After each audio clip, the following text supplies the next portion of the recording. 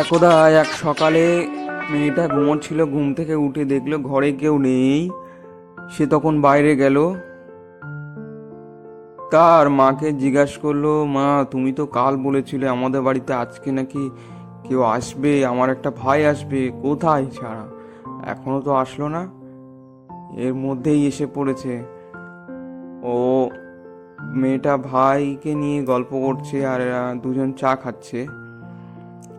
ভাইকে নিয়ে বেরিয়ে গেল, পুকুর পাড়ে গিয়ে পা স্লিপ করে পুকুরে পড়ে গেছে। এবার এইটা দেখে পুকুরে উঠতে পারিনি, এসে তার পিসি কে বলল যে সে পড়ে গেছে পুকুরে। এবার ছেলেটার মামা এসছে, কি বলছো, পুকুরে পড়ে গেছে?